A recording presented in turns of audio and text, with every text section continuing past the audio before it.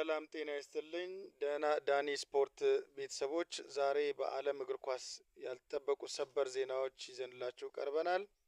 ቶትንሃም በታሪኩ ለመጀመሪያ ጊዜ ለመውረድ እየተጋፋ ይገኛል።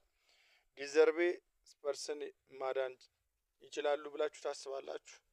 በኦልትራፎርድ በኩል ደግሞ ስለ ማይክል ካሪክ የወጣው አዲስ መረጃ ይዘናል።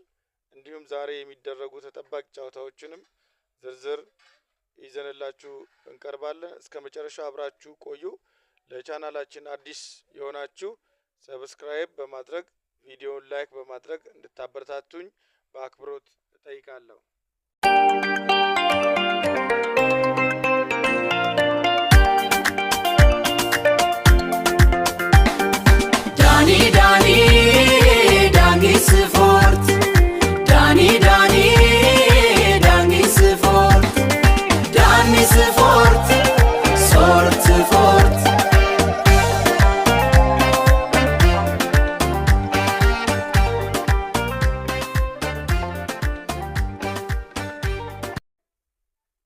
በቀጣይ ቀዳማዊ ዜናችን የሚሆነው በሰሜን ለንደን በኩል ዌስትሃም ወልቨርሃምፕተንን 4-0 ካሸነፈ በኋላ ቶትንሃም ሆትስፐር በይፋ ወደ መውረጃው ቀጠና ውስጥ ገብቷል።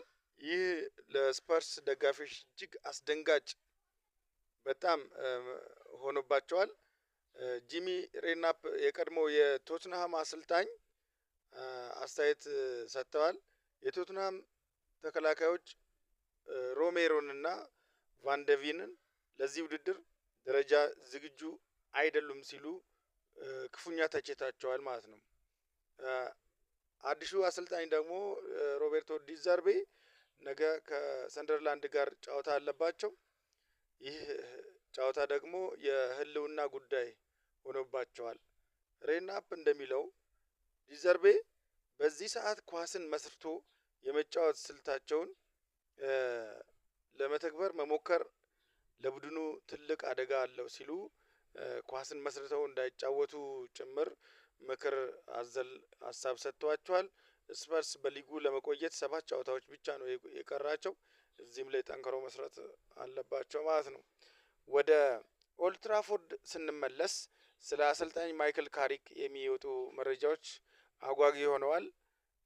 ዩናይትድ ሌሎች እጩዎችን ሲመለከት ቢቆይም አሁን ባለው ሁኔታ ግን ካሪክ ለቀጣይ የውድድር ዘመን በቋሚነት ለመቅጠር እድል ሰፊ መሆኑን ለመቀጠር ወይም ለመቀጠል እድሉ ሰፊ መሆኑ እየተነገረ ይገኛል ማለት ነው።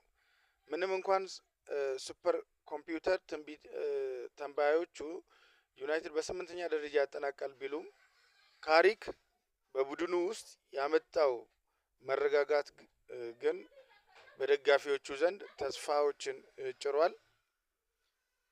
እናንተስ ካሪክ በቋሚነት እንዲቀጥል ትፈልጋላችሁ ወይስ ሌላ ትልቅ አሰልጣኝ መምጣት አለበት ብላችሁ ታምናላችሁ? ኮሜንት ላይ አስፍሩልን።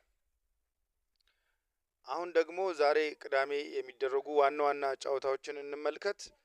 እንግሊዝ ፕሪሚየር ሊግ ትኩረት የሚስቡ ጨዋታዎች አሉ። በተለይ አርሰናል በርንማውዝን የሚገጥምበት ጨዋታ ይጠበቃል።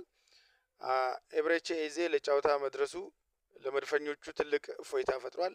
በሌላ በኩል ቡካዮ ሳካም እንደዚሁ ከጉዳቱ አገግሞ በዛሬው ጨዋታ ላይ በቋሚ አሰላለፍ ውስጥ ይገባል ተብሎ ይጠበቃል ማለት ነው። ነገር ግን በርንማውዝ እንደዚሁ ብዙ ጊዜ በተከታታይ ትላልቅ ቡድኖችን ሲፈትን ሲያሸንፍ የምንመለከተው ቡድን ከመሆኑ አንፃር ትልቅ ትኩረትን ስቧል ማለት ነው።